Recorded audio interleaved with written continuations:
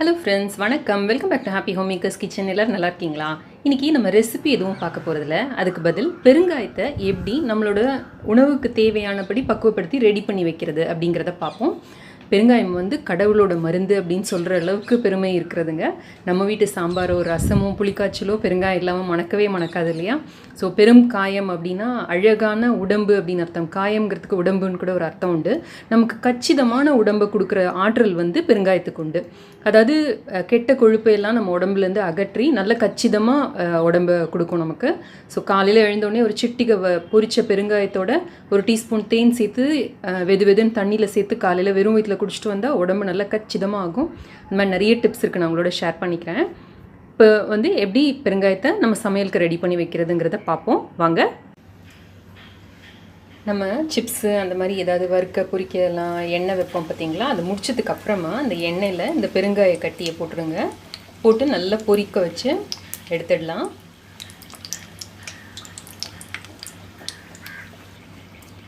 ஆரம்பிக்கிறப்ப நல்ல சூடில் எண்ணெய் இருந்தாலும் அதுக்கப்புறமா மிதமாக வச்சுட்டு இதை பொரிச்சிடுங்க. கொஞ்சம் நேரம் ஆகும்.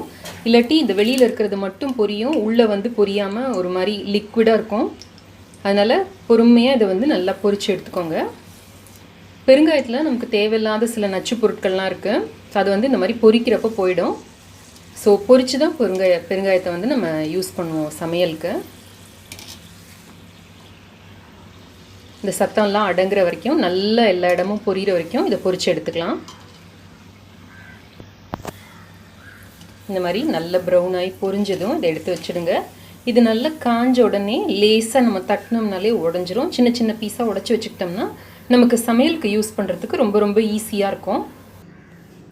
கொஞ்சம் சூடு குறைச்சதுக்கப்புறமா இது வந்து லேசாக அந்த மாதிரி இப்படி பிரித்து விட்டோம்னா உள்ளே வந்து சில நேரம் வேகாமல் இருக்கும். இப்போ இந்த இடம்லாம் வேகலை பார்த்தீங்களா? அந்த மாதிரி இருந்ததுன்னா திரும்ப இன்னொரு தடவை போட்டு கூட இதை பொரித்து எடுக்கலாம். இப்போ நான் அதை சின்ன சின்ன பீஸாக பிச்சு போட்டிருக்கேன். ஸோ அதை நல்லா பொரித்து எடுத்துக்கலாம்.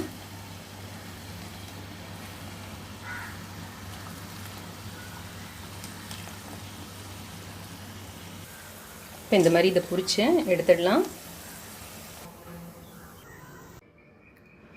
இன்னொரு மெத்தட், இந்த பெருங்காயத்தை எடுத்துகிட்டு இதை சின்ன சின்ன பீஸாக நமக்கு ஒரு நாளுக்கு சமையலுக்கு நம்ம எவ்வளோ சின்னதாக எடுப்போமோ அந்த அளவுக்கு இந்த மாதிரி எடுத்து கையில் அரிசி மாவை தொட்டுக்கிட்டு இந்த மாதிரி உருட்டி உருட்டி போடலாம். இதை வந்து இப்படி ஒரு பிளேட்டில் எடுத்து போட்டுக்கோங்க.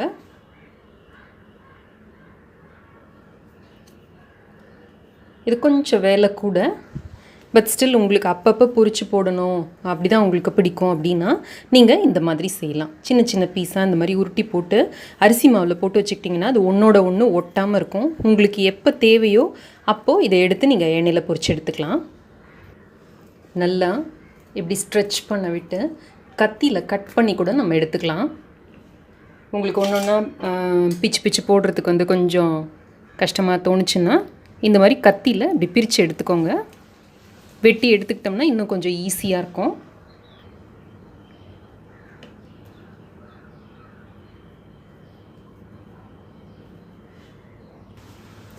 இல்லாட்டி இதை நல்லா இப்படி ஸ்ட்ரெச் பண்ணிட்டு ஒரு கத்திரிக்கோலில் கூட நீங்கள் இப்படி கட் பண்ணி போடலாம். ஸோ உங்களுக்கு எந்த மெத்தட் ஈஸியாக இருக்கும்னு தோணுதோ நீங்கள் அதை ஃபாலோ பண்ணிக்கலாம். எனக்கு ரொம்ப பிடிச்ச மெத்தட் இந்த கத்திரிக்கோல் மெத்தட். ஈஸியாக நமக்கு கையில் எதுவும் இதாகாமல் இருக்கும். இந்த கத்திரிக்கோலில் ஒட்டாமல் இருக்கிறதுக்கு மட்டும் இந்த அரிசி மாவு எடுத்து இந்த கத்திரிக்கோலில் இப்படி தடவி விட்டுட்டோம்னா போகிறோம். இந்த பெருங்காயம் வந்து ஒட்டாமல் வந்துடும். கொஞ்சம் இப்படி கையில் இழுத்து மட்டும் விட்டுட்டோம்னா கத்திரிக்கோலில் வெட்டுறதுக்கு வந்து நமக்கு ரொம்ப ஈஸியாக இருக்கும். இதில் வந்து நமக்கு எந்த சைஸில் வேணாலும் வெட்டிக்கலாம். இப்போ ரசத்துக்கெலாம் வந்து நமக்கு ரொம்ப கம்மியாக போகிறோம் இல்லையா? ஸோ அதுக்கேற்றபடி இந்த மாதிரி வெட்டி போட்டுடலாம். மாதத்தில் ஒரு நாள் நம்ம கொஞ்சம் டைம் ஸ்பெண்ட் பண்ணி டிவி பார்த்துக்கிட்டே கூட இதை செய்யலாம். செஞ்சு வச்சிட்டோம்னா நமக்கு மாதம் ஃபுல்லும் பெருங்காயம் எடுக்கிறதுக்கு வந்து ரொம்ப சரியமாக இருக்கும். டைம் ரொம்ப கம்மியாகும். இந்த மாதிரி கட் பண்ணி போட இந்த அரிசி மாவில் இதை நல்லா இப்படி இது பண்ணி வச்சுக்கிட்டிங்கன்னா ஒன்றோட ஒன்று ஒட்டாமல் இருக்கும். இப்போ இந்த மாதிரி நல்லா எல்லாத்தையும் சின்ன சின்ன பீஸாக வேண்டிய அளவில் கட் பண்ணி நம்ம ஃபேன் காற்றுல காய வச்சு சும்மா ஒரு 2-3 ஹவர்ஸ் நம்ம ஃபேன் காற்றுல காய வச்சோம்னா இது நல்லா காஞ்சி கிடச்சிரும். இதை ஒரு காற்று புகாத டப்பாவில் போட்டு மூடி வச்சுக்கிட்டோம்னா நமக்கு தேவையானப்போ யூஸ் பண்ணிக்கலாம். இப்போ சின்ன குழந்தைங்களாம் வயிற்று வலியில் அழுதுன்னா இதில் ஒரு சின்ன பீஸ் எடுத்து தாய்ப்பால் இருந்ததுன்னா அதில் இழைச்சி போடலாம். இல்லை தண்ணியில் இழைச்சி தொப்பில் சுற்றி ஒரு 10 மாதிரி போட்டு விட்டால் நிமிஷமாக வயிற்று வலி குறைஞ்சி குழந்தைங்க சிரித்து விளையாட ஆரம்பிச்சிடும். நம்ம சமையலுக்கு இந்த மாதிரி செஞ்சு யூஸ் பண்ணோம்னாலும் இப்போ முறுக்கு அந்த மாதிரி ஸ்நாக்ஸ் எல்லாம் பண்ணுற மாதிரி இருந்தால் நம்ம கரைச்சி ஊற்றினா தான் சரியாக வரும். ஏன்னா அந்த பெருங்காயத்தில் வந்து சில நேரம் கல் இருக்க வாய்ப்பு இருக்குது. அதனால் கரைச்சி ஊற்றினா தான் நம்மளோட ஸ்நாக்ஸ் வந்து வெடிக்காமல் இருக்கும். ஸோ இதில் வந்து கொஞ்சோண்டு தண்ணி ஊற்றி வச்சோம்னா கொஞ்சம் நேரத்தில் இது நல்லா கரைஞ்சிரும். கரைஞ்சதுக்கப்புறம் வடிகட்டி நம்ம அதை யூஸ் பண்ணிக்கலாம். இந்த மாதிரி தண்ணி ஊற்றி நம்ம ஃப்ரிட்ஜில் கூட வச்சிடலாம். அது நல்லா ஊறி ரெடியாக இருக்கும். நம்ம தேவையானப்போ எடுத்துக்கலாம். பெருங்காயம் நமக்கு இன்னொரு ஃபார்மில் கிடைக்கிறது வந்து பவுடர் ஃபார்ம். ஸோ இதுவும் நம்ம யூஸ் பண்ணலாம். இதில் வந்து இப்போ ஒரு ரீசெண்டாக ஒரு அட்வர்டைஸ்மெண்ட்டில் பார்த்தேன். நீங்கள் வந்து இதில் தொலை போடுறப்ப இந்த பிளாஸ்டிக் வந்து உள்ளே போயிடும், நீங்கள் பிளாஸ்டிக்கோட சேர்த்து பெருங்காயம் யூஸ் பண்ணுறீங்க அப்படின்னு அதில் சொல்லியிருந்தாங்க. அதுக்கு ஒரு சிம்பிள் மெத்தட் இருக்குங்க. இந்த மூடியை ரிமூவ் பண்ணிவிடுங்க. இப்போ இதை நான் ஆல்ரெடி செஞ்சு வச்சுருக்கிற ஒரு டப்பாவில் உங்களுக்கு காமிக்கிறேன். இந்த வெளி மூடியை இப்படி ரிமூவ் பண்ணிவிடுங்க. ரிமூவ் பண்ணிட்டீங்கன்னா இது இப்படி எடுக்கிறதுக்கு ஈஸியாக வரும். இதை வெளியில் எடுத்துட்டு அதுக்கப்புறமா நம்ம ஒரு கம்பியை வந்து நல்லா சூடு பண்ணி இந்த மாதிரி நமக்கு எவ்வளோ துளைகள் வேணுமோ அதுக்கு ஏற்றபடி போட்டுக்கிட்டோம்னா நம்மளோட பெருங்காயத்துக்குள்ளார இந்த பிளாஸ்டிக் பீசஸ் வந்து போகாமல் இருக்கும். இதை நல்லா தொலை போட்டு ஆற வச்சதுக்கு அப்புறமா இதை எடுத்து நம்ம இந்த பெருங்காய டப்பாவில் ஃபிக்ஸ் பண்ணிட்டோம்னா நமக்கு எப்போ வேணுமோ எடுத்துக்கலாம். யூஸ்வலாக இதில் வந்து நம்ம தொலை போட்டோம்னா அது வந்து சரியாக வரமாட்டேங்குது. நம்ம ஒரு பக்கம் தொலை போட்டோம்னா நம்ம கொட்டுறப்போ அது வந்து சரியாக வரமாட்டேங்குது. ப்ளஸ் நம்ம மூடுறப்பையும் இந்த இது வந்து இடிச்சுக்கிட்டே இருக்கும் நமக்கு. ஸோ இந்த மாதிரி நீங்கள் தொலை போட்டு வச்சுக்கிட்டிங்கன்னா உங்களுக்கு பெருங்காயம் எடுக்கிறதுக்கு ரொம்ப ஈஸியாக இருக்கும். இப்போ இந்த மாதிரி திறந்து நீங்கள் கொட்டிட்டு இப்படி மூடி வச்சிடலாம்.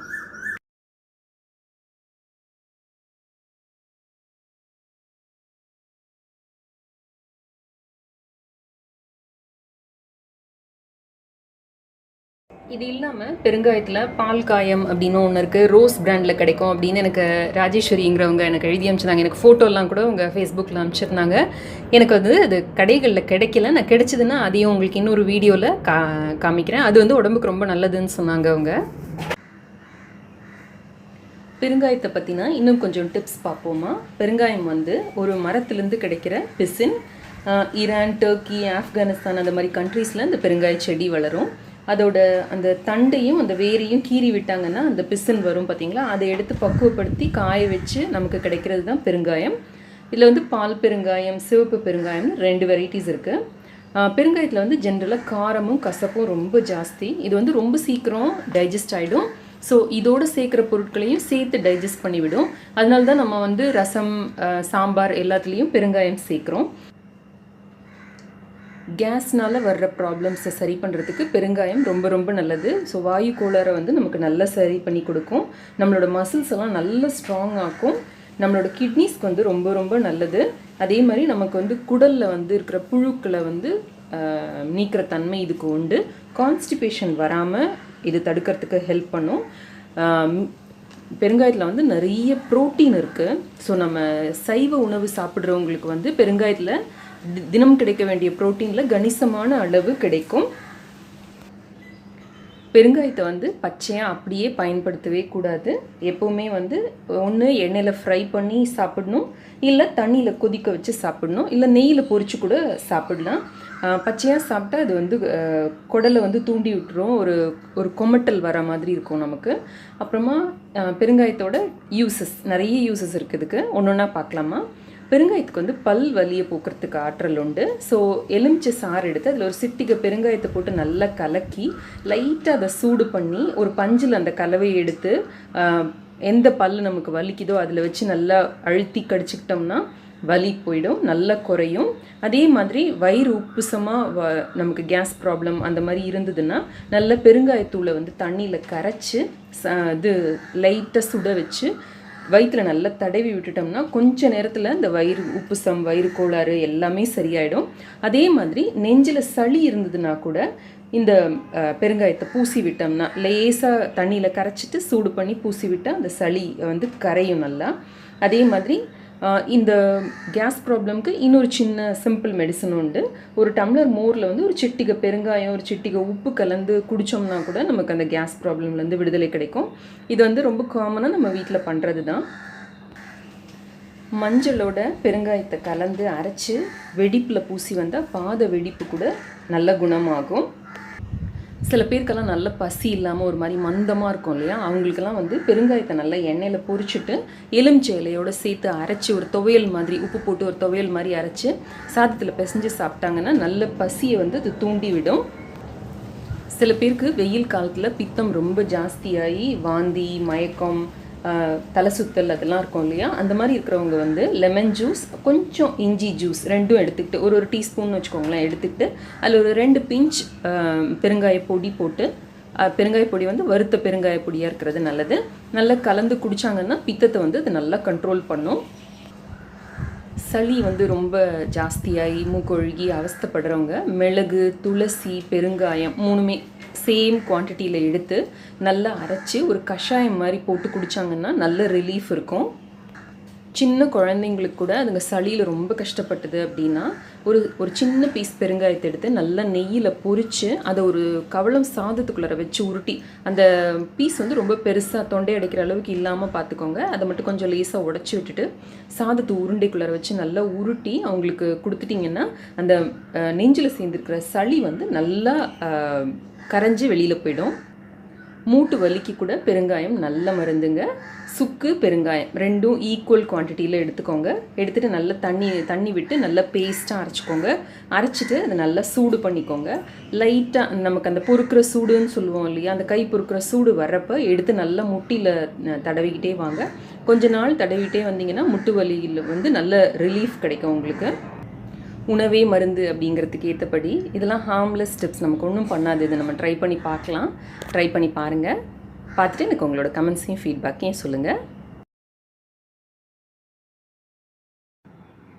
இந்த வீடியோ உங்களுக்கு ரொம்ப பயனுள்ளதாக இருக்கும்னு நினைக்கிறேன். பிடிச்சிருந்ததுன்னா ஒரு லைக் பண்ணுறதுக்கும் சப்ஸ்கிரைப் பண்ணுறதுக்கும் மறக்காதீங்க. என்னோட மற்ற 2 சேனல், பிளாக் எல்லாம் கூட செக் பண்ணுங்கள். இணைந்திருங்கள். ஹாப்பி ஹோம் மேக்கருடன் என்னாலும். நன்றி, வணக்கம்.